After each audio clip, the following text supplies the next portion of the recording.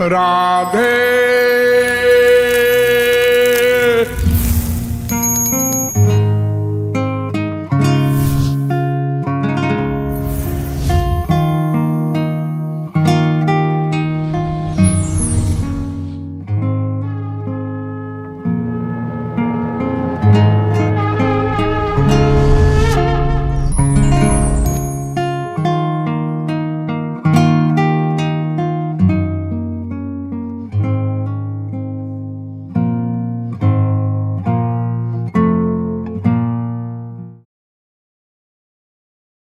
क्या सत्संग ऐसा सच्चा सत्संग ऐसा गोविंद राधे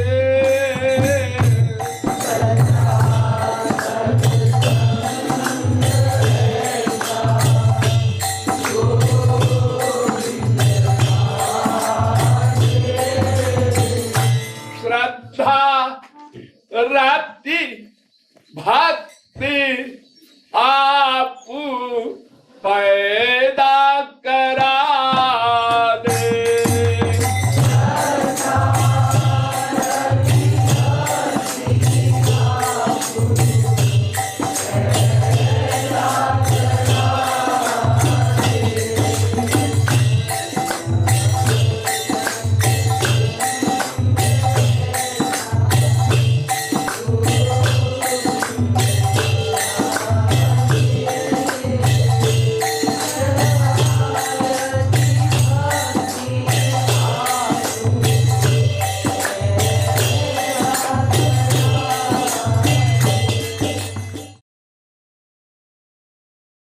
नियम ये है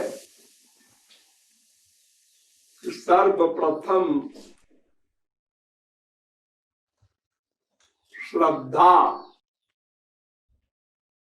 होनी चाहिए। श्रद्धत्व तात श्रद्धत्व वेद कहता है, अरे मनुष्यों श्रद्धा पैदा करो। श्रद्धा सबसे पहली चीज है। श्रद्धा अज्ञश्चाश्रद्दधानश्च, जो अज्ञ हो अथवा श्रद्धा नहीं रखता हो अथवा संशयात्मा हो, बार बार डाउट पैदा करे,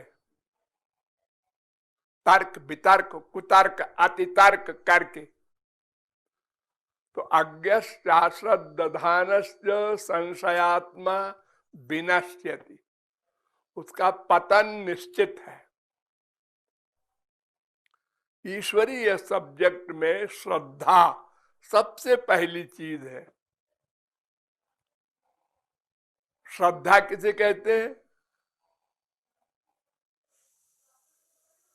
गुरु वेदांत वाक्य दृढ़ो विश्वासा श्रद्धा। गुरु और शास्त्र की बात पर पक्का विश्वास हो, पक्का, ढुलमुल नहीं, डाउटफुल नहीं।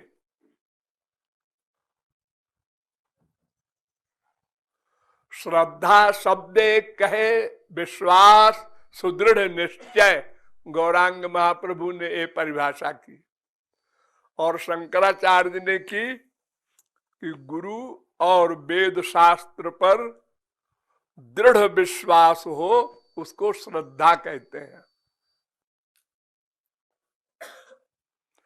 तो श्रद्धा पहले आवश्यक है। चाहे कर्म हो, चाहे भक्ति हो, चाहे ज्ञान हो, कोई भी सब्जेक्ट हो स्पिरिचुअल, उसमें सबसे पहली चीज है श्रद्धा। आदौ श्रद्धा ततः साधु संगो थ भजन क्रिया, ये लिंक है। पहले श्रद्धा, फिर सत्संग,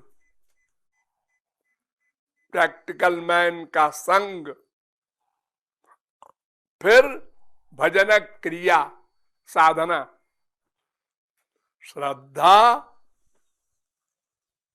और सत्संग और साधना, उसके बाद फिर सब चीज अपने आप बनती जाएगी। अनर्थ निवृत्ति, निष्ठा, रुचि, आसक्ति, भाव, प्रेम, ये सब क्रम से अपने आप हो जाएगा।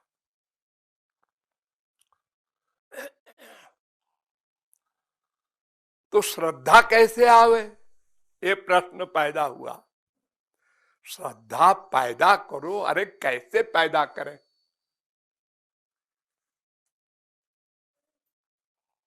श्रद्धा शब्द का एक गंवारी अर्थ भी समझ लो, भूख।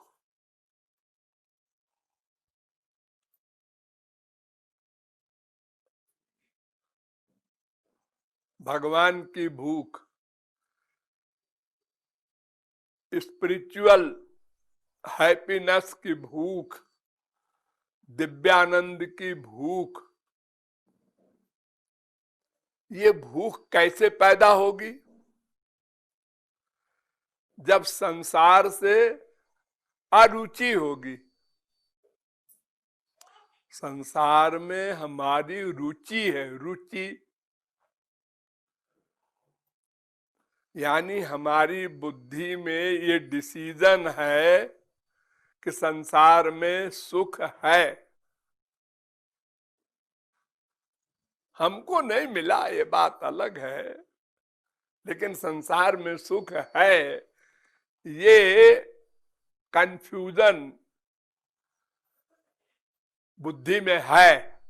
और ये 1, 2, 4 दिन, साल का नहीं, अनादिकाल से है। और उसका प्रमाण ये कि हम संसार में ही आनंद ढूंढ रहे हैं, प्रैक्टिकल। संसार को इकट्ठा कर करके उससे सुख की आशा कर रहे हैं। खूब पैसा इकट्ठा करो, क्यों पैसा? उससे सामान आएगा। क्यों सामान? इंद्रियों के विषय मिलेंगे। क्या होगा उससे? आनंद मिलेगा। ये बीमारी है, इसलिए भगवान की भूख पैदा ही नहीं होती। हाँ, जब कभी संसार का अभाव मिलता है,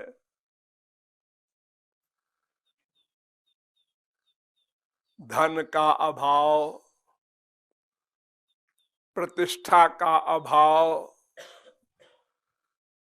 स्वास्थ्य का अभाव, यानी जो जो हम संसार की अच्छी चीजें हैं उनका जब अभाव मिलता है तब थोड़ी भूख लगती है।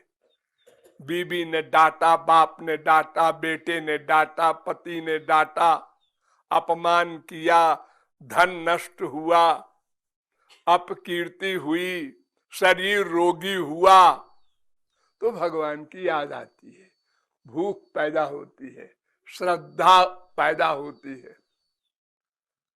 बड़े बड़े पॉलिटिशियन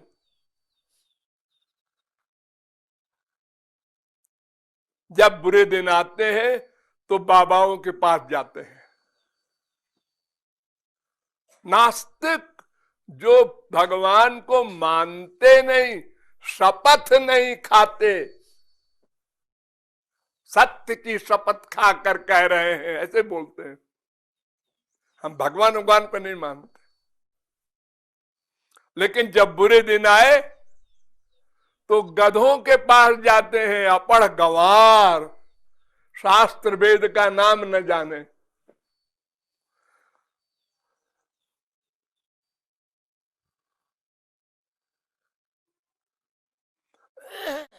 आप लोग जानते हैं, स्पष्ट नहीं कहना चाहते हम उन लोगों के नाम, जगह जगह मारे मारे घूमते हैं सब वो लोग। अभी एक नेता की मृत्यु हुई, गोली लगी, तो देखो सारी इंडिया स्पिरिचुअल हो गई, यज्ञ हो रहे हैं, नमाज पढ़ी जा रही है, गुरु ग्रंथ साहब का पाठ हो रहा है, मृत्युंजय का जाप हो रहा है। अरे सब के सब हो गए आस्तिक जो कभी मंदिर नहीं जाते थे। जब डॉक्टर ने जवाब दे दिया तो फिर ऊपर की तरफ देखते हैं।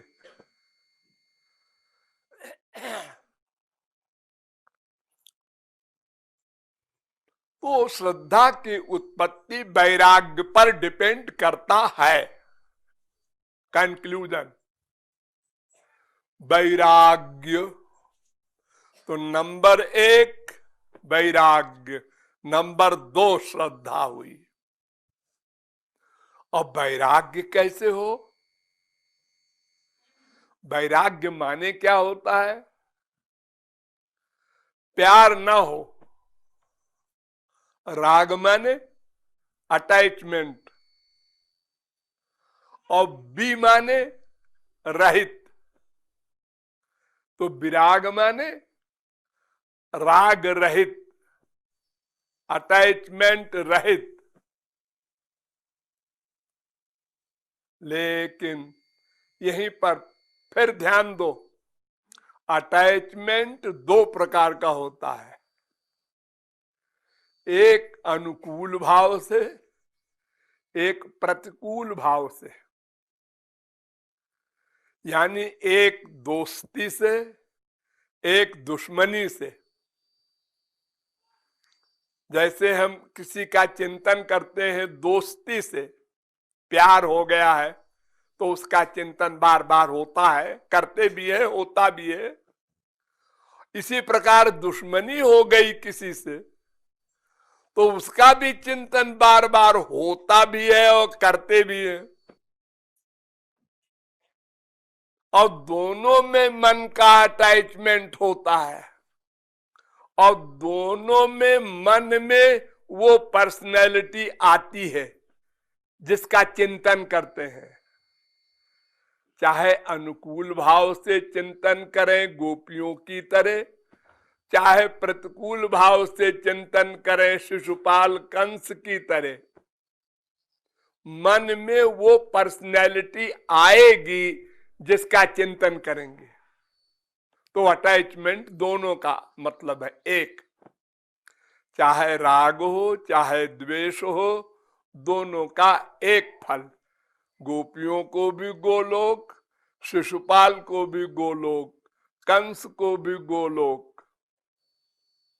ऐसे ही संसार में अगर कहीं राग है माँ बाप बेटा स्त्री पति में तो उसका भी वही फल, और कहीं दुश्मनी है हम देख लेंगे उसकी और उसका चिंतन करते रहते हैं तो उसका भी वही फल है। तो राग द्वेष रहित अवस्था का नाम वैराग्य होता है। न राग हो न द्वेष हो, उसका नाम वैराग्य। आप जा रहे हैं रोड पर, एक कोई दोस्त मिल गया, बहुत दिन से बिछड़ा हुआ, आपका बेटा हो, बाप हो, भाई हो, या फ्रेंड हो जिससे आप प्यार करते हो, मिल गया अचानक। हेलो श्रीवास्तव, अरे तुम यहां कैसे? और अचानक कोई दुश्मन मिल गया जिसने तुम्हारा नुकसान किया है, उसको देखा,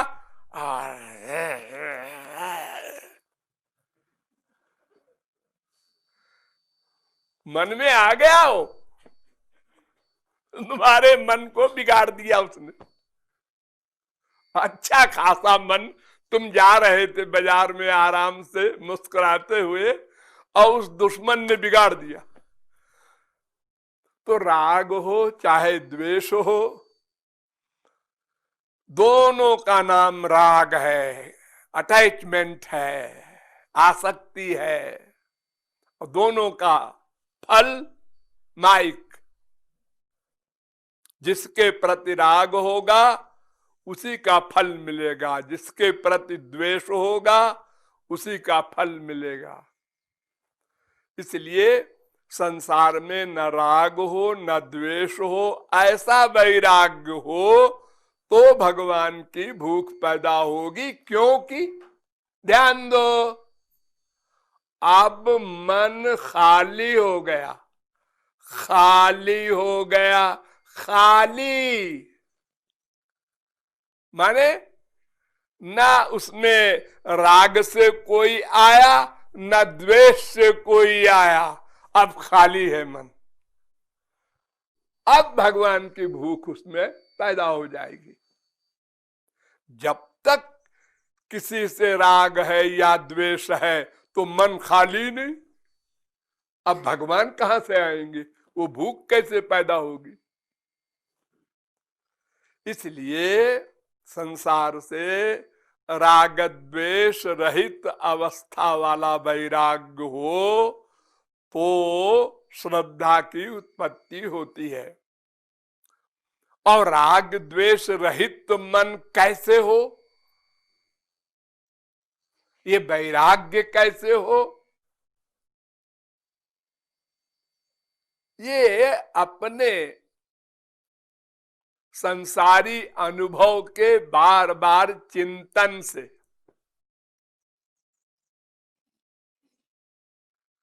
अनुभव आपका है ना, माँ से, बाप से, बेटे से। ये लोग प्यार करते हैं, हाँ, कब? सोचो अकेले में, ये कब प्यार करते हैं तुमसे? जब तुम इनके स्वार्थ की सिद्धि करते हो।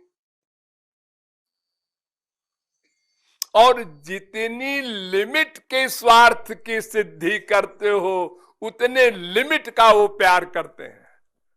स्वार्थ की सिद्धि की लिमिट कम, प्यार कम। स्वार्थ की सिद्धि की बात खत्म, प्यार खत्म। और स्वार्थ हानि की बात आ गई तो द्वेष भी शुरू हो गया। अब गाली गलौज, मार पीट, मर्डर तक हो जाता है उसी माँ बाप बेटे स्त्री पति के प्रति।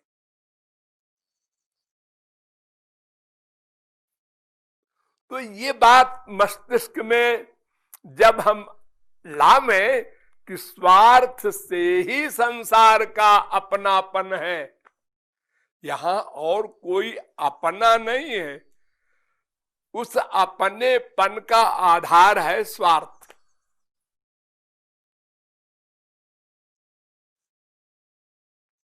अब हम जिसका स्वार्थ हल कर दें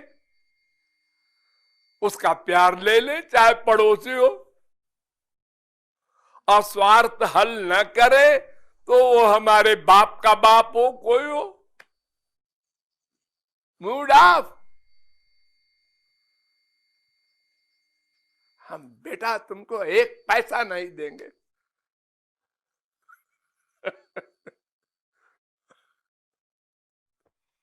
हम बार बार बार बार बार बार चिंतन के द्वारा दृढ़ करें, दृढ़। जब जितना दृढ़ होगा उतने राग द्वेष रहित होंगे हम, यानी वैराग्य होगा। यानी वैराग्य का आधार है वास्तविकता का बार बार चिंतन। बस यहां से प्रारंभ होगा। संसार का प्यार या द्वेष स्वार्थ पर निर्भर है। ये एक्सपीरियंस, अनुभव है, सुनी बात नहीं, पुस्तक में लिखी है नहीं, रोज 10 बार अनुभव में आता है, डेली। फिर वही नाक रगड़ते हैं और अपने को बड़ा काबिल समझते हैं। हम भी कुछ हैं।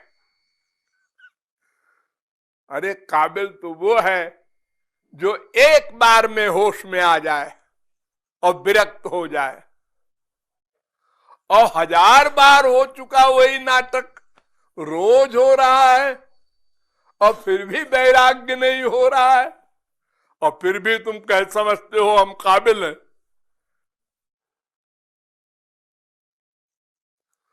तो बार बार चिंतन से वैराग्य होगा, वैराग्य से श्रद्धा होगी, श्रद्धा से सत्संग होगा, तो सत्संग को फिर हम ग्रहण करेंगे, भूख रहेगी ना, इसलिए फिर हम प्रैक्टिकल होंगे। आगे गाड़ी चली गई, अब कोई गड़बड़ नहीं। उतने लिमिट की श्रद्धा, उतने लिमिट का संत के प्रति शरणागति, उतने परसेंट साधना, उतने परसेंट अनर्थ की निवृत्ति, उतने ही परसेंट भाव, उतने ही परसेंट प्रेम, सब अपने आप होता जाएगा। ये नियम है। लेकिन एक और रास्ता है, डम्बर रोड। सताम प्रसंगान मम बीर्ज संविदो भवन्ति हृत कर्ण रसायना कथा तज्जोषणा दाश्वपवर्ग वर्त्मनि श्रद्धारतिर भक्तिरनुक्रमिष्यति। भागवत 3 स्कंद के 25वें अध्याय का 25वां श्लोक। यानी सच्चा सत्संग अगर कोई करते रहे, करता रहे, करता रहे, संत के पास जाता रहे, पहले बेमनी से जाए, फिर उसके बाद सुनते सुनते उसकी इंपॉर्टेंस रियलाइज करने लगेगा अपने आप। हाँ, ऐसा है मानो दे, हाँ ऐसी आवश्यकता है भगवान की, हम तो कभी सोचते ही नहीं थे। हम तो बस लखपति करोड़पति बनने के चक्कर में थे, अब मालूम हुआ। तो वो सुनते सुनते महापुरुष की वाणी को फिर संसार से वैराग्य होगा, फिर श्रद्धा होगी, फिर रति होगी, फिर भक्ति होगी। लेकिन ऐसा सौभाग्य अगर किसी को मिल जाए कि कोई वास्तविक संत का वास्तविक संग करने लगे, बाप जाता है सत्संग करने, साथ में बीबी भी जा रही है, अब वो जा रहे हैं, कहते हैं चलो, तो हम भी चाहते हैं। आप लोगों में बहुत से लोग ऐसे ही हैं, पहले बीबी आई, उन्होंने कहा है चलो वहां, अरे चल के देखो तो, दोनों आ गए, फिर बेटे से कहते हैं अरे बेटा चलो देखो तो क्या है वहां, क्या मिलता है, बस सारा परिवार हो गया।